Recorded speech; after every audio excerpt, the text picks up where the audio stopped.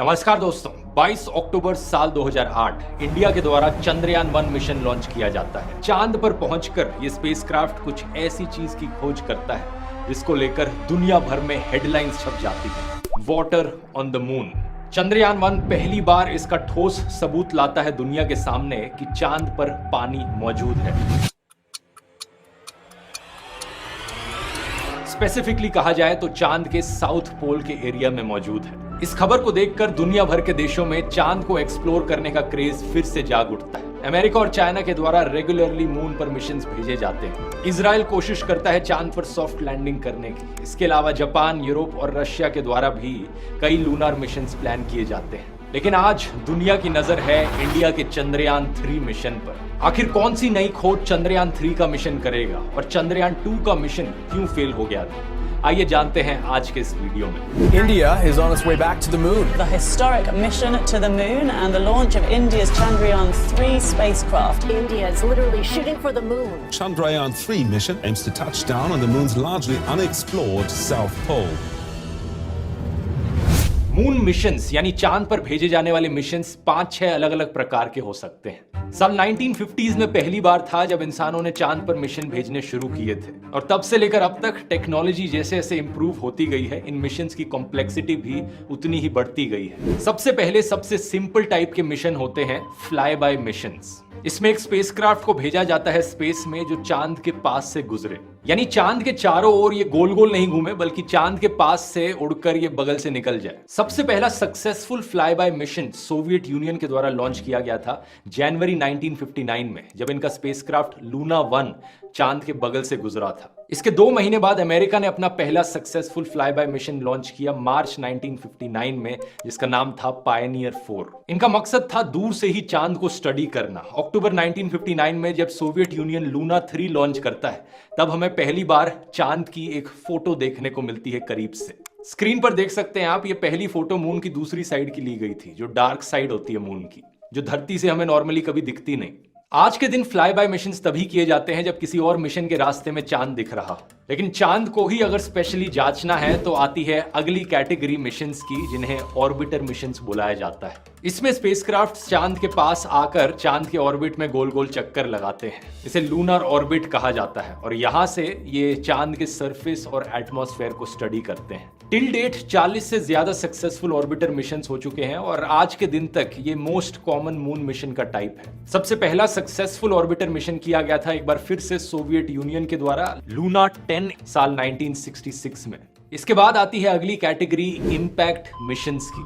ये missions orbiter missions का ही एक एक्सटेंशन होते हैं। यहाँ मेन स्पेसक्राफ्ट चांद के अराउंड ऑर्बिट करते रहता है, लेकिन उस स्पेसक्राफ्ट से एक हिस्सा डिटैच होकर चांद पर जाकर क्रैश लैंड करता है। क्योंकि क्रैश लैंडिंग के वक्त ये मून से इंपैक्ट कर रहा है, इसलिए इन मिशंस को इंपैक्ट मिशंस बुलाया जाता है। आप पूछोगे ये क्रैश लैंड कराने का क्या तुक बना? इसका जवाब बड़ा सिंपल है। क्रैश लैंडिंग करने तक का जो समय है, जब वो चांद के करीब करीब आए जा रहा है, उसी समय में काफी सारी इंस्ट्रूमेंट की रीडिंग्स ली जा सकती हैं। इसलिए इंपैक्ट मिशंस भी काफी यूजफुल होते हैं। चंद्रयान 1 हमारा एक इंपैक्ट मिशन था। जो हिस्सा स्पेसक्राफ्ट का अलग होकर चांद पर जाकर क्रैश लैंडिंग करता है उसे मून इंपैक्ट प्रोब कहा जाता है। चंद्रयान 1 के मून इंपैक्ट प्रोब में एक इंस्ट्रूमेंट लगा था Chandra's altitudinal composition explorer, short में इसे चेस कहा जाता था। ये एक मास स्पेक्ट्रोमीटर था जो हर 4 सेकंड में रीडिंग्स लेता रहता था जैसे जैसे ये चांद के करीब आ रहा था क्रैश लैंड करने के लिए। और इसी इंस्ट्रूमेंट की मदद से हमें पता चला कि चांद की एटमॉस्फेयर में पानी मौजूद है।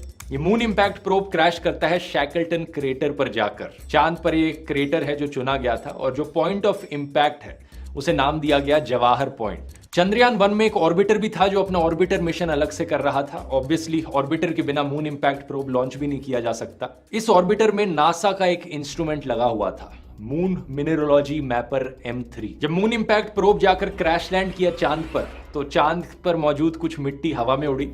उस मिट्टी को, उस लूनार सॉइल को एनालाइज किया इस इंस्ट्रूमेंट ने और इसी एनालिसिस के बाद कंफर्म हुआ कि चांद की मिट्टी में भी पानी मौजूद है। चौथी कैटेगरी आती है मून मिशंस की, लैंडर मिशंस। यहाँ पर स्पेसक्राफ्ट के एक हिस्से को चांद पर भेजा जाता है सॉफ्ट लैंडिंग करने के लिए। क्रैश नहीं करना, आराम से उतारना है ताकि चांद पर लैंड कर सके कोई हिस्सा स्पेसक्राफ्ट का। जो हिस्सा लैंड करता है उसे यूजुअली लैंडर कहा जाता है। ये करना बहुत बहुत कॉम्प्लिकेटेड चीज है और जब अमेरिका और सोवियत यूनियन ने पहली बार ट्राई करी ये करने की तो पहले 15 अटेम्प्ट्स में वो फेल रहे। 15 अटेम्प्ट्स मायने रखता है। साल 1966 में पहला सक्सेसफुल अटेम्प्ट किया जाता है एक बार फिर से सोवियत यूनियन के द्वारा, इनके लूना 9 मिशन के द्वारा। दुनिया की पहली सक्सेसफुल लैंडिंग थी ये मून पर और इसी स्पेसक्राफ्ट ने पहली फोटो भी खींची चांद के सरफेस की। ये फोटो कुछ ऐसी दिखती है। ज्यादा हाई क्वालिटी फोटो एक्सपेक्ट मत करो, ये 1966 की बात है। वैसे आमतौर पर ये जो लैंडर्स होते हैं ये काफी बल्की होते हैं, बहुत ही हैवी और बड़े बड़े होते हैं, तो ये चांद पर लैंड करके बस रुक जाते हैं वहीं पर, हिलते नहीं उसके बाद। अगर वहां चांद के ऊपर जाकर हिलना है, मूव करना है, तो इस प्रॉब्लम को सॉल्व करने के लिए अगली कैटेगरी आती है मून मिशंस की, जो कि है रोवर मिशंस। रोवर्स ये छोटे से रोबोट्स होते हैं जिन पर पहिए लगे होते हैं ताकि ये लैंडर से बाहर निकलकर सरफेस पर मूव कर पाए। रोवर्स की मदद से डायरेक्ट कांटेक्ट बनाया जा सकता है चांद के सरफेस पर। पहला सक्सेसफुल रोवर चांद पर भेजा गया था नवंबर 1970 में और गेस कर सकते हो कौन सा देश था यहां पर? एक बार फिर से सोवियत यूनियन। इसके बाद आखिरी कैटेगरी होती है मून मिशंस की, ह्यूमन मिशंस, जहां पर इंसानों को लैंडर में बिठाकर चांद पर उतारा जाता है और रोवर की जगह इंसान अपने पैरों का इस्तेमाल करके चांद की जमीन पर कदम रखते हैं। ये एक ऐसी चीज थी जो अमेरिका ने सोवियत यूनियन से पहले कर ली 1969 में, जब नील आर्मस्ट्रांग ने पहली बार चांद पर कदम रखा। नासा के द्वारा आखिरी ह्यूमन मून मिशन भेजा गया था साल 1972 में, तो तब से लेकर अब तक किसी ने चांद पर कदम नहीं रखा है और इन टोटल सिर्फ 12 लोगों ने ही चांद की जमीन पर कदम रखा है। ये सारे लोग नासा के थे। एक सवाल आपके मन में यहां पर आएगा कि पहला रोवर मिशन पहले ह्यूमन मिशन के बाद किया गया, ऐसे कैसे? ऐसा इसलिए क्योंकि एक ह्यूमन मिशन के लिए एक सॉफ्ट लैंडिंग करानी काफी थी, लेकिन रोवर मिशन के लिए नई टेक्नोलॉजी की जरूरत थी जिससे एक रोवर को डेवलप किया जा सके, और ये नील आर्मस्ट्रांग के कदम रखने के 1 साल बाद ही हो पाया। चंद्रयान 2 का मिशन यहां पर एक रोवर मिशन के तौर पर प्लान किया गया था। अगर वो मिशन एज पर प्लान जाता तो विक्रम लैंडर को चांद पर सॉफ्ट लैंडिंग करनी थी और उसके अंदर प्रज्ञान नाम का एक रोवर होता जो चांद पर उतरता, लेकिन अनफॉर्चुनेटली ऐसा हुआ नहीं। लेकिन 6 सितंबर 2019 चंद्रयान 2 का विक्रम लैंडर जब उतर रहा था, सॉफ्ट लैंडिंग की तैयारी कर रहा था, वो अचानक से जाकर क्रैश लैंड कर जाता है। नवंबर 2019 में निकली फेलियर कमेटी रिपोर्ट के मुताबिक ये एक्सीडेंट एक सॉफ्टवेयर ग्लिच की वजह से हुआ था, लेकिन इसरो ने कभी इस रिपोर्ट को पब्लिक नहीं किया और इस चीज को लेकर इसरो को काफी क्रिटिसाइज भी किया गया था, क्योंकि उस पॉइंट ऑफ टाइम तक इसरो बहुत ही हाईली ट्रांसपेरेंट रहा था, सब चीजें पब्लिक को रिवील करता था, कब क्या सक्सेसफुल हुआ, कब क्या नहीं हुआ, क्यों नहीं हुआ।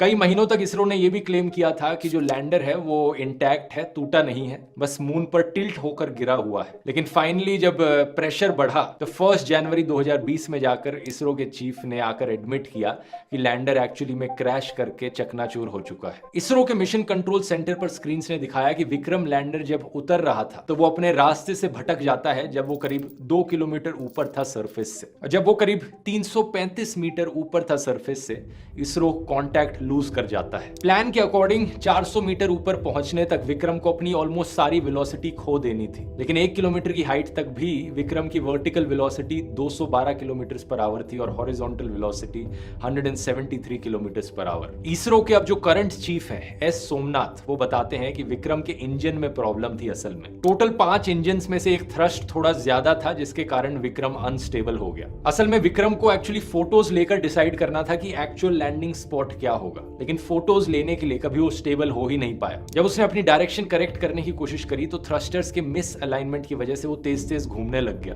और यहाँ विक्रम के सॉफ्टवेयर में भी एक लिमिट लगाई गई थी कि वो कितना तेज घूम सकता है। तो ये सारी प्रॉब्लम्स अक्यूमुलेट हुई और इसी की वजह से अल्टीमेटली जाकर विक्रम क्रैश लैंड कर गया। हम अभी इतना ही जानते हैं। अब चंद्रयान 3 की बात करी जाए तो उसे लॉन्च किया गया है उसी ऑब्जेक्टिव को पूरा करने के लिए जो ऑब्जेक्टिव चंद्रयान 2 नहीं कर पाया पूरा। कुछ गलती होने की गुंजाइश कम रखने के लिए काफी सारी मॉडिफिकेशंस करी गई हैं। पहले तो जो लैंडिंग एरिया है उसे और बड़ा कर दिया गया है। जहां चंद्रयान 2 के लिए 500 बाय 500 मीटर का पैच था, वहीं इस बार चंद्रयान 3 एक 4 किलोमीटर बाय 2.4 किलोमीटर के एरिया में कहीं भी लैंड कर सकता है। ये पिछली बारी से ऑलमोस्ट 40 गुना बड़ा एरिया है। दूसरा, चंद्रयान 3 में मौजूद विक्रम लैंडर को इस बारी ज्यादा फ्यूल दिया गया है ताकि वो ज्यादा देर तक हवा में रह पाए और सही लैंडिंग साइट ढूंढ पाए। तीसरा, सॉफ्टवेयर अपग्रेड्स किए गए हैं ताकि विक्रम ज्यादा तेजी से घूम पाए अगर जरूरत पड़े तो। और चौथा, इस बारी विक्रम को सिर्फ फोटोज पर डिपेंडेंट नहीं होना पड़ेगा लैंडिंग करने के लिए। चंद्रयान 2 का जो मिशन था उसे आधा सक्सेस बताया जाता है। आधा सक्सेस इसलिए क्योंकि चंद्रयान 2 में जो भेजा गया ऑर्बिटर था वो अभी भी काम कर रहा है। इनफैक्ट आज के दिन तक वो चांद के अराउंड गोल गोल घूम के ऑर्बिट कर रहा है। तो चंद्रयान 2 के इस ऑर्बिटर ने जो हाई रेजोल्यूशन इमेजेस ली हैं उन्हें इस नए विक्रम में फीड किया गया है ताकि इसकी लैंडिंग की जगह सही से डिसाइड करी जा सके। और विक्रम लैंडर का जो डिजाइन है चंद्रयान 3 में वो मोर और लेस सेम है चंद्रयान 2 से, लेकिन थोड़ी बहुत मॉडिफिकेशंस करी गई हैं।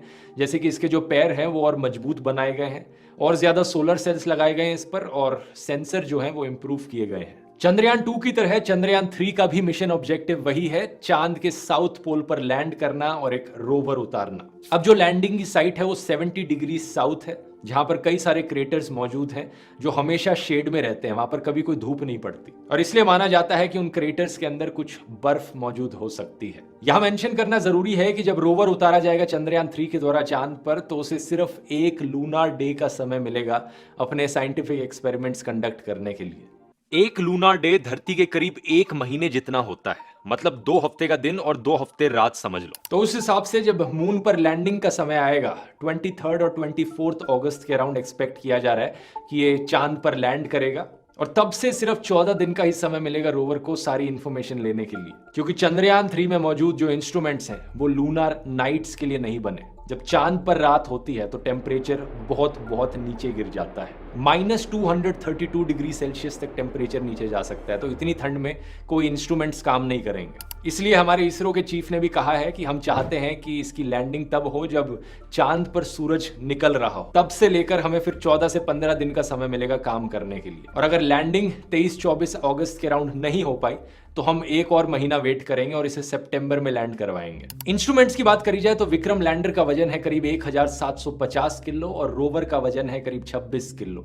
रोवर का नाम एक बार फिर से प्रज्ञान ही रखा गया है। टोटल में 3 मॉड्यूल्स लगे हैं चंद्रयान 3 में, एक लैंडर मॉड्यूल, एक रोवर मॉड्यूल और एक प्रोपल्शन मॉड्यूल। लैंडर और रोवर का मकसद तो आप जानते ही हैं। प्रोपल्शन मॉड्यूल का यहाँ पर मकसद है चंद्रयान को धरती के ऑर्बिट से बाहर निकालना और चांद की तरफ भेजना। इस प्रोपल्शन मॉड्यूल की मदद से ही ये लैंडर और रोवर पहले चांद के ऑर्बिट में आएंगे और जब ये 100 किलोमीटर के रेडियस में आ गए तब उन्हें लैंडिंग के लिए उतारा जाएगा। इस मिशन में कोई ऑर्बिटर मॉड्यूल नहीं है क्योंकि चंद्रयान 2 का ऑर्बिटर अभी भी काम कर रहा है और उसे ही दोबारा से यूज किया जाएगा। लेकिन प्रोपल्शन मॉड्यूल जो है वो भी चांद के अराउंड 3 से 6 महीने तक चक्कर गोल गोल लगाते रहेगा, मून के ऑर्बिट में ही रहेगा। उसका भी यहाँ पर इस्तेमाल किया जाएगा कम्युनिकेशन पर्पसेस के लिए और बाकी और रीडिंग्स लेने के लिए। इस प्रोपल्शन मॉड्यूल में एक इंस्ट्रूमेंट लगा है स्पेक्ट्रोपोलारीमेट्री ऑफ हैबिटेबल प्लैनेट अर्थ, इसका शॉर्ट फॉर्म शेप। ये छोटे छोटे एक्सो प्लैनेट्स की खोज करेगा स्पेस में।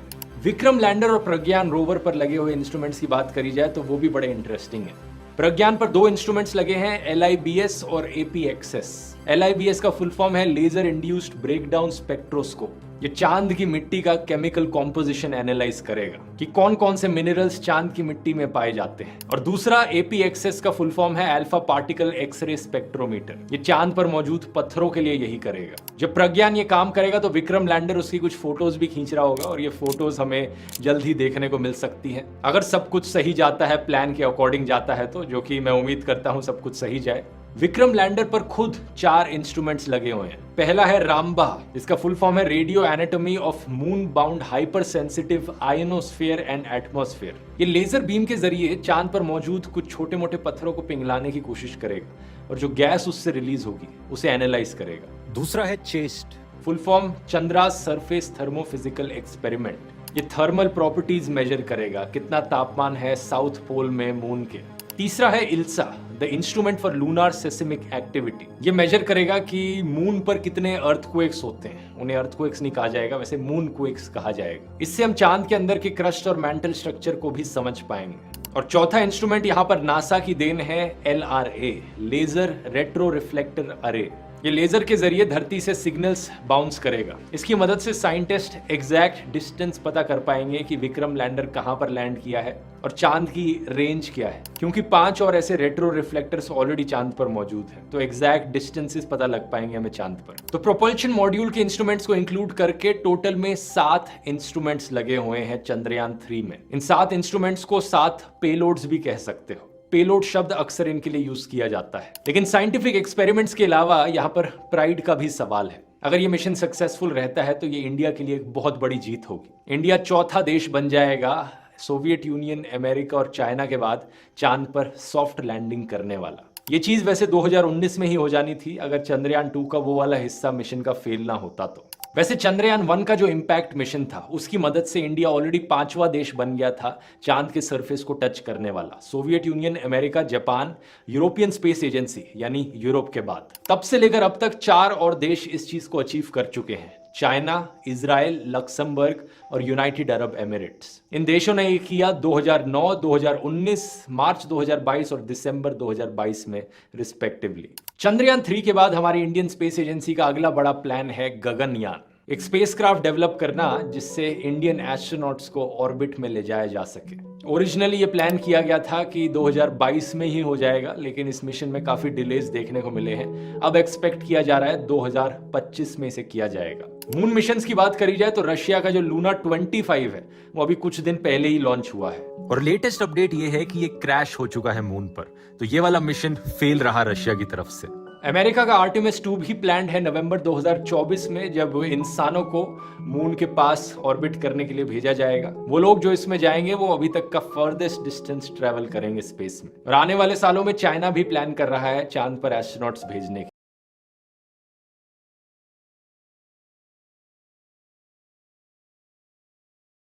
Very good evening to all of you. We at ISRO welcome you to the live coverage of India's prestigious Chandrayaan 3 mission's landing event on the lunar surface. These are the visuals from Mission Operation Complex at ISRO's Telemetry Tracking and Command Network, ISTRAC, situated in Namma, Bengaluru, Karnataka. I, Arushi Seth, and my colleague, Dr. Padamdeo Mishra, are your hosts for the evening and shall accompany you on the journey of the landing event from powered descent start to touchdown. Today, we shall be witnessing the final phase of the critical and most technologically challenging mission operations of Chandrayaan 3, wherein the lander module will be making a safe and soft landing on the surface of the moon. These display screens show the countdown to the power descent start as well as the path that will be followed by the lander module. We are 18 minutes away from the commencement of power descent. India is at the brink of creating history as we all await with bated breath to witness the landing on Moon's south polar region.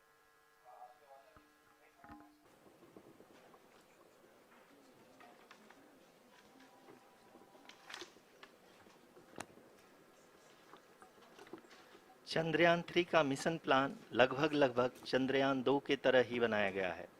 यहाँ यह भी सुनिश्चित किया गया है कि चंद्रयान 3 को rocket से अलग होने से लेकर के चंद्रमा के निकटतम कक्षा में स्थापित होने तक सारी गतिविधियाँ चंद्रयान 2 के तरह ही हों। और अब हम यह कह सकते हैं कि यह प्लान पूरी तरह से 100% सफल रहा। हालांकि लैंडर मॉड्यूल के सेंसर्स और प्रोपल्सन सिस्टम को इस तरह से मजबूत किया गया है कि लैंडर पावर डिसेंट के समय किसी भी आपदा से बाहर आकर के मिशन के मुख्य उद्देश्य को पूरा कर सके। इस क्रम में लैंडर के मुख्य सेंसर्स कारा, लासा, LHBC, LDV और LHDAC का कार्यात्मक परीक्षण भी किया जा चुका है।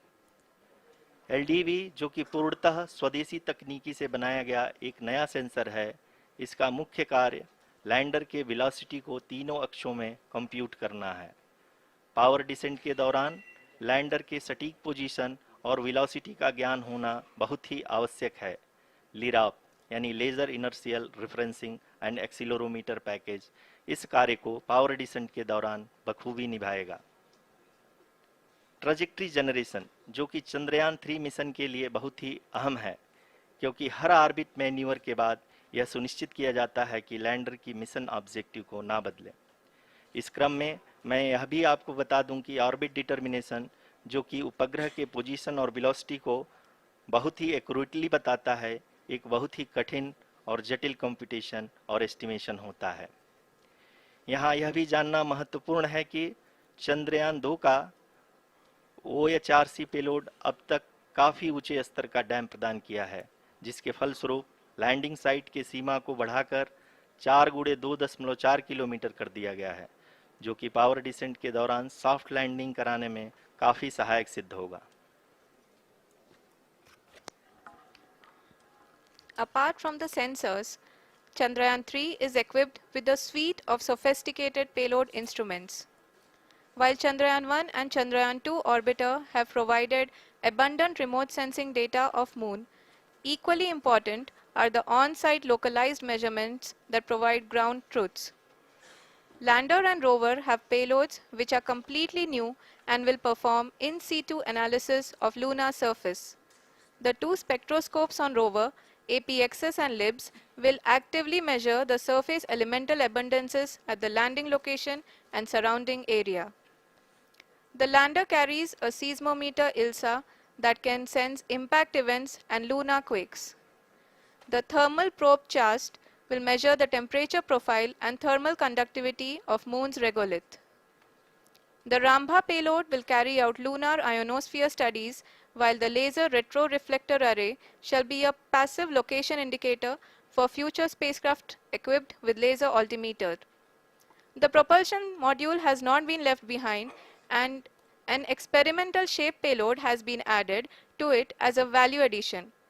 It will help in understanding the nature and characteristics of water-rich planets and will also aid in the future study of potentially habitable exoplanets. We are minutes away from the start of powered descent. The entire powered descent shall be carried out by the onboard autonomous landing sequencer, or ALS, which is a series of instructions preloaded to the lander module. These instructions include the commands to be executed, data to be collected and analyzed, and decisions to be made and executed autonomously throughout the powered descent.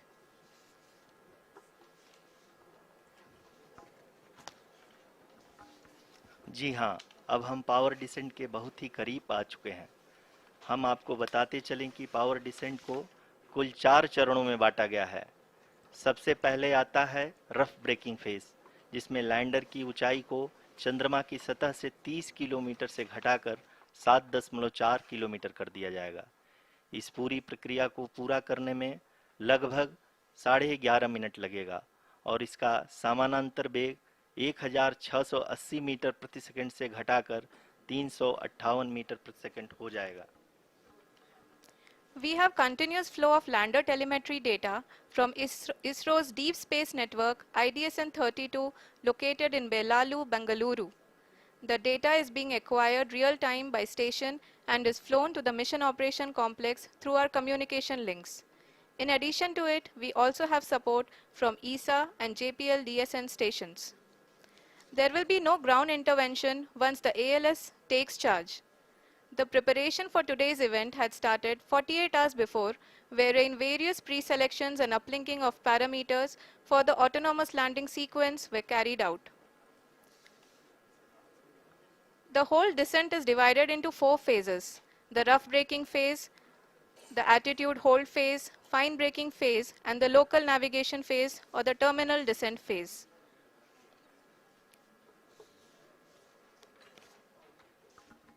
जी हाँ, attitude hold phase, जो कि power descent का दूसरा चरण है, एक बहुत ही महत्वपूर्ण फेज है।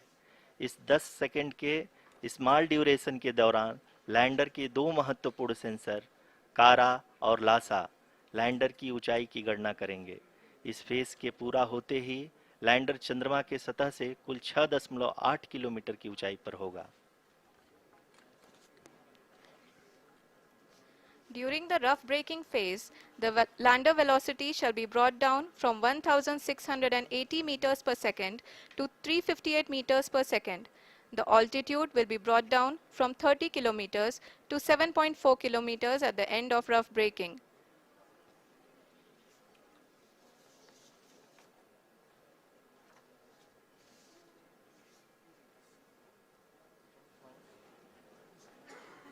Currently,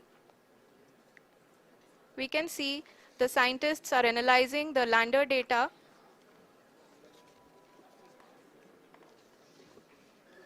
जी हाँ, हम ये देख सकते हैं कि मिशन ऑपरेशन कॉम्प्लेक्स रूप में बैठे सभी वैज्ञानिक ये जो भी डेटा देख रहे हैं वो डीप स्पेस नेटवर्क आईडीएसन 32 के द्वारा प्रोवाइड किया जा रहा है। और अगर हम अब बात करें पावर डिसेंट के तीसरे चरण का, जो कि फाइन ब्रेकिंग फेज होगा, जिसमें लैंडिंग साइट से जस्ट 800 मीटर की ऊंचाई पर वर्टिकली होगा। इस चरण को पूरा होने में लगभग 3 मिनट लगेंगे और इस चरण के पूरा होते ही लैंडर की वेलोसिटी लगभग 0 हो जाएगी। The scientists here at ISTRAC are glued to their systems, analyzing all sorts of complex data. We are very close to the powered descent, to the start of the powered descent phase.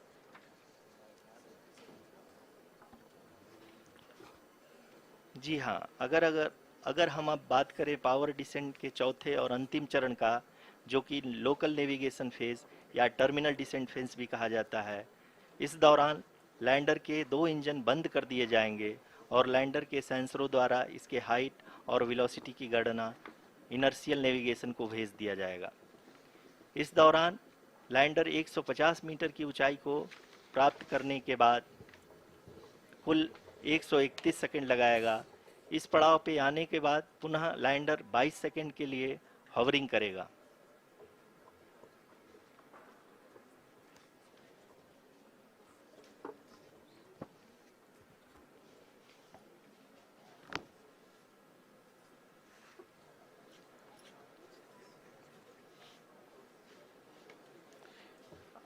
आप इस समय अपने screen पे mission operation complex में बैठे सभी मान्यगणों को देख सकते हैं, जो कि बहुत ही उत्सुकता के साथ टेलीमेट्री डेटा को देख रहे हैं।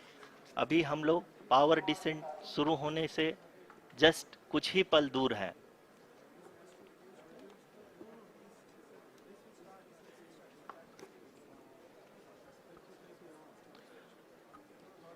पावर डिसेंट शुरू होने में लगभग 30 सेकंड ही बचा है और हमको ये सारे data mission operation complex room में आईडीएसन 32 के द्वारा, जो कि लगातार लैंडर के कनेक्शन में बना हुआ है, प्रदान कर रहा है। Dear viewers, the pivotal power descent has begun and the lander module is propelling towards the moon's surface along the intended trajectory.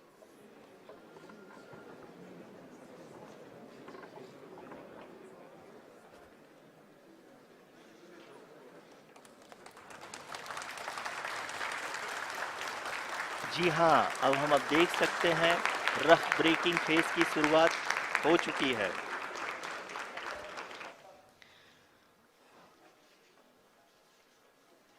During this rough braking phase, the lander velocity shall be brought down from 1680 meters per second to 358 meters per second. The altitude will be brought down from 30 kilometers to 7.4 kilometers at the end of rough braking. All this in the duration of 690 seconds or 11.5 minutes. Currently, the Laser Inertial Reference and Accelerometer package, LIRAP, is aiding in the navigation. जी हाँ, अभी आप अपनी screen पे देख सकते हैं कि lander अब तक कुल 191 किलोमीटर हॉरिजेंटल दिशा में चल चुका है और अभी तक इसकी वेलोसिटी लगभग 31 किलोमीटर बनी हुई है।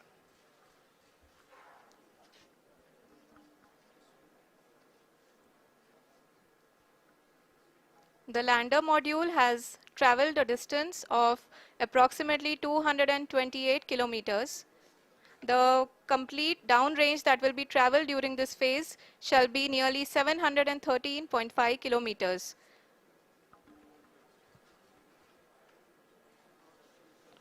जी हाँ, कुल 745 किलोमीटर के इस रफ ब्रेकिंग फेज में आप देख सकते हैं कि हम लोग लगभग अपनी यात्रा 20% कंप्लीट कर चुके हैं।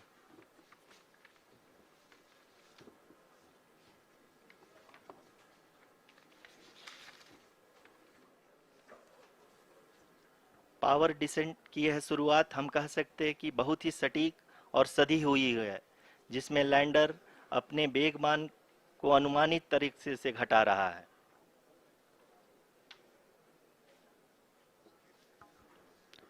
The altitude of the lander module will reduce from 7.4 kilometers to 6.8 kilometers. During the next phase, which is going to be the attitude hold phase. We can currently see that the altitude of the lander module is nearly 31 kilometers. Arushi अभी हम इस ground trace को देखते हुए कह सकते हैं कि रफ ब्रेकिंग फेज की शुरुआत बहुत ही अच्छे तरीके से हुई है। आप ये देख सकती हैं कि जो भी प्रोजेक्टेड ग्राउंड ट्रेस है उसी पे अपना लैंडर मॉड्यूल आगे चलते हुए बढ़ रहा है। अभी तक ये देखा जा सकता है कि लैंडर मॉड्यूल लगभग 370 किलोमीटर क्षैतिज दिशा में चल चुका है। The mission operations team is analyzing the data. We can all see the seriousness and the concentration with which each and every parameter of the lander module is being analyzed.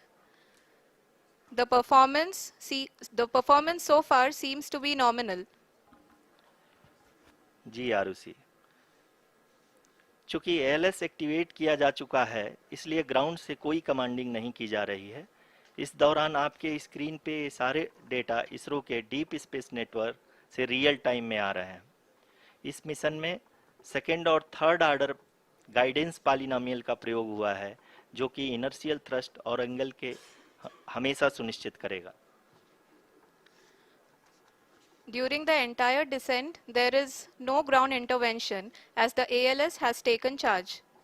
The preparation for today's event had started nearly 48 hours before, wherein various pre-selections and uplinking of parameters were done. We can see that the vertical velocity of the lander module has been brought down. It is continuously coming down.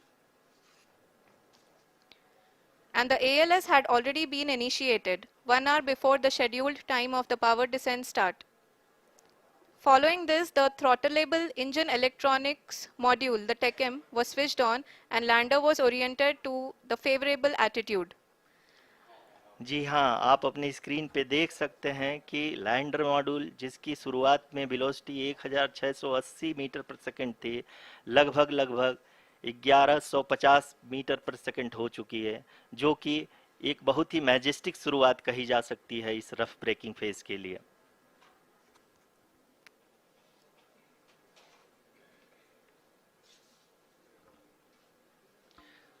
यहाँ पे मैं आपको ये भी बताते चलूँ कि आप अपने स्क्रीन पे देख सकते हैं कि द लैंडर मॉड्यूल का आल्टीट्यूड धीरे धीरे अब कम होता हुआ दिख रहा है, और जो कि एक्सपेक्टेड भी है।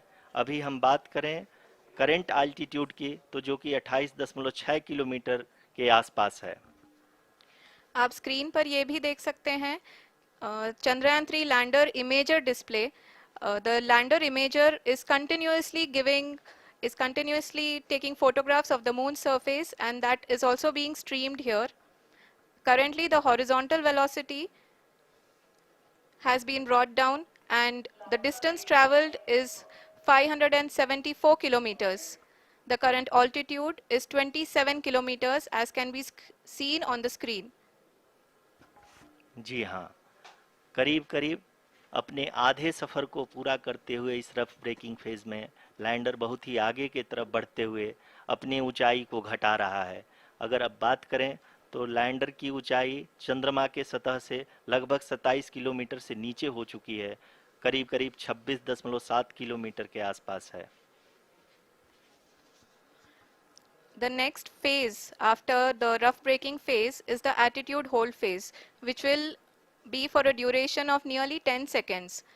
The lander will be oriented such that both the altimeters will be looking exactly towards the moon's surface. At the end of this attitude hold phase, height measurement update to navigation system will be given from the laser and car band altimeters. Currently, we are in the middle of the rough braking phase. जी हाँ, अगर हम ध्यान से देखें तो लगभग 8 minute की यात्रा के बाद लैंडर अपनी हॉरिजेंटल वेलोसिटी को लगातार कम करते हुए अपनी ऊंचाई, अभी की ऊंचाई के समय 24 किलोमीटर की ऊंचाई प्राप्त कर चुका है।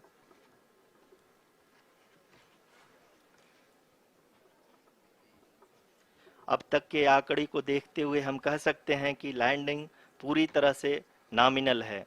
यहाँ पर हम देख सकते हैं कि हॉरिजेंटल वेलोसिटी लगातार कम होती हुई दिख रही है।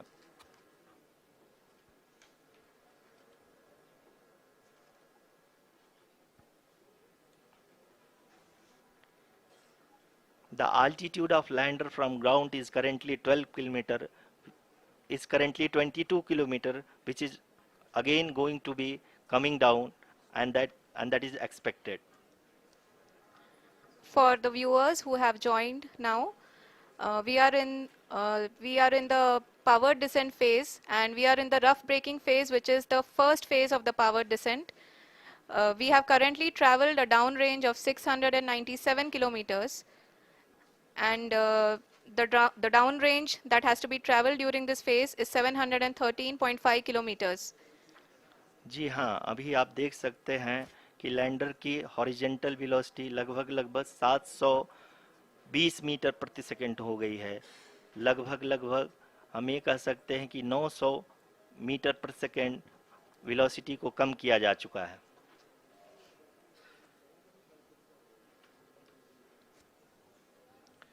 At the same time, we can see the altitude of the lander is just 17.8 kilometer from the moon surface, which is going to be around 7.4 at the end of the rough braking phase.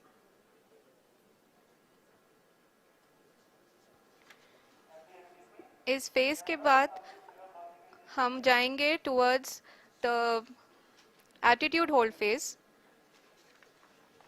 where we will be expecting sensor update from the laser and car band altimeters.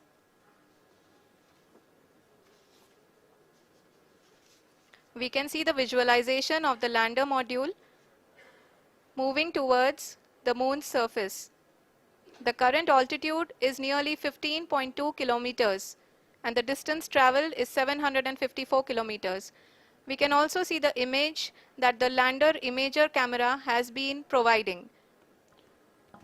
जी हाँ, इस rough breaking phase के दौरान 800 Newton के चारों throttle engine अपने कार्य को पूरी तरह से अंजाम दे रहे हैं और लैंडर के हॉरिजॉन्टल वेलोसिटी को लगातार कम कर रहे हैं।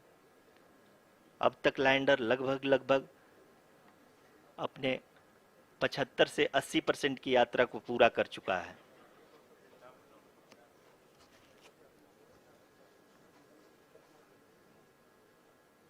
After the rough braking and the attitude hold phase, we shall be having the fine braking phase, which will continue for nearly 3 minutes. The whole phase is being driven by the autonomous landing sequencer, and there is no intervention from ground. जी हाँ आरुषि, अभी आप अपनी screen पे देख सकती हैं कि जो करंट आल्टीट्यूड है चंद्रमा के सतह से लगभग 10 किलोमीटर के आसपास है। जी हाँ, हम अपने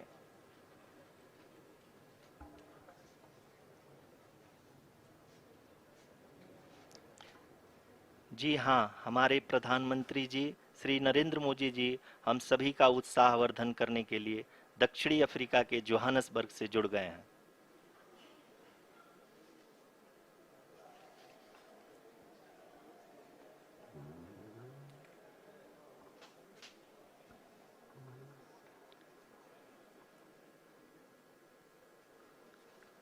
Yes, we are privileged to have with us Honorable Prime Minister of India, Shri Narendra Modi ji, who has joined us from South Africa's Johannesburg to encourage us.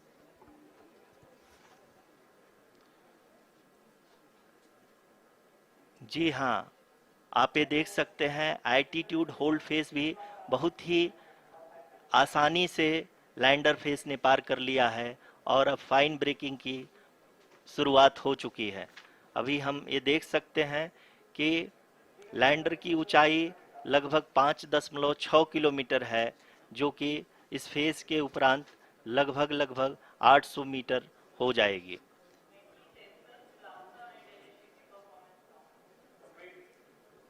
We can hear from the mission operations team that the sensors are performing nominally, and we are currently in the midst of the fine braking phase, which is going to continue for 3 minutes, and the altitude is going to be reduced to nearly 800 meters at the end of this phase.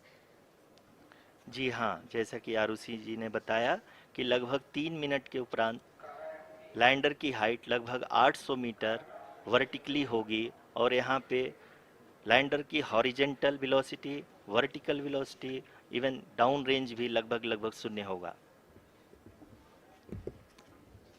We can see the visual of the lander module, and we can see that the downrange traveled is nearly 831 kilometers.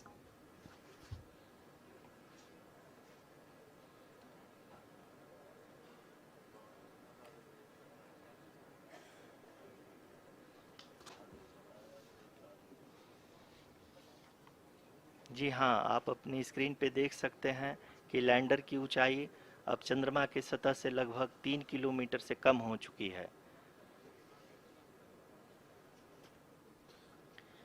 We are very close to the moon's surface, nearly 2.6 kilometers, as we can see.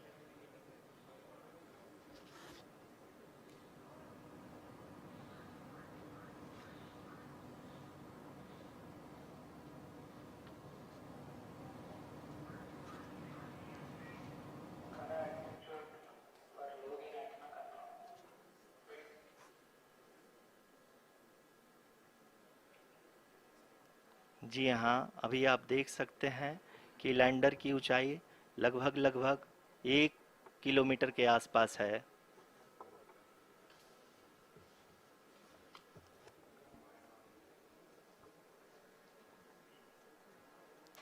We are nearing the final phase of the power descent, which is going to be the vertical descent phase or the local navigation phase. जी हाँ, अब हम fine breaking wave के एकदम करीब आ चुके हैं। हाँ, आप तालियों के गड़गड़ाहट से सुन सकते हैं कि हम लोगों ने तीसरे चरण को भी बहुत ही सफलतापूर्वक हासिल कर लिया है और अभी हम वर्टिकल डिसेंट फेज में आ चुके हैं, जिसकी शुरुआत भी बहुत ही अच्छे ढंग से हो चुकी है।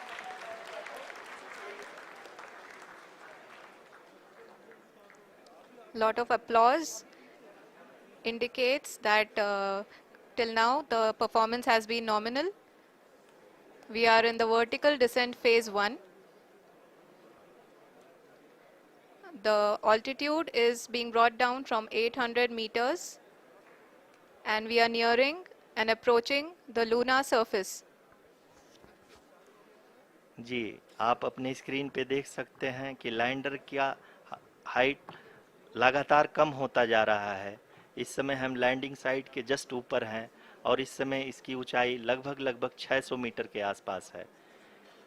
इस फेज के दौरान लगभग 150 मीटर के ऊंचाई पे पहुंचने के बाद लैंडर अगेन लगभग 20 से 22 सेकंड के लिए हॉवरिंग करेगा। We are above the landing site. The horizontal as well as the vertical velocity is now being constantly reduced, and the lander module has begun its descent towards the landing site.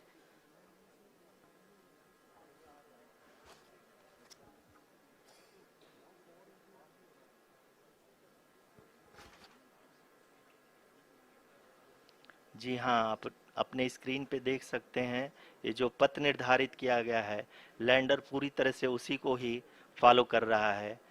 इस समय हम लगभग 200 metre की height से भी कम आ चुके हैं।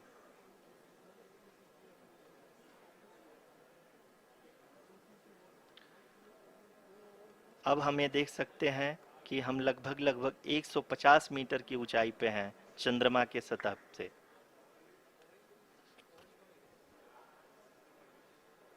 We are approaching the vertical descent phase 2, which will have the lander module hovering at nearly 150 meters above ji the हाँ। lunar surface. जी हाँ, आप इस तालियों के गड़गड़ाहट को सुन सकते हैं, जो कि सेकेंड हैवरिक फेज के कंप्लीट होने के बाद इन सारे वैज्ञानिकों के द्वारा की जा रही है।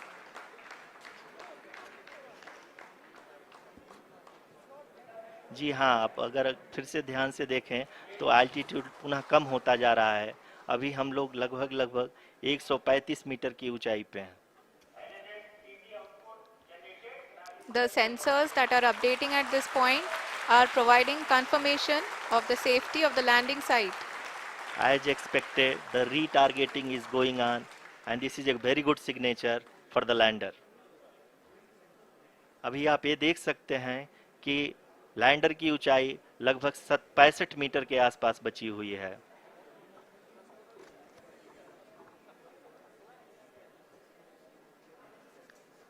Currently, only 2 engines are now being fired, and we are nearly at zero velocity, vertical and horizontal. We were hovering, and now we are approaching the moon's surface.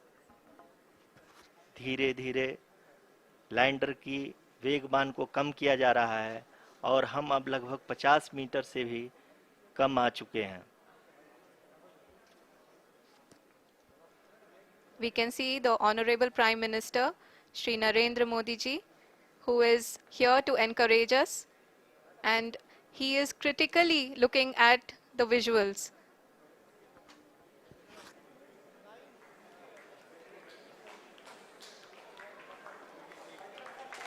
जी हाँ, आप अपनी स्क्रीन पे देख सकते हैं कि हम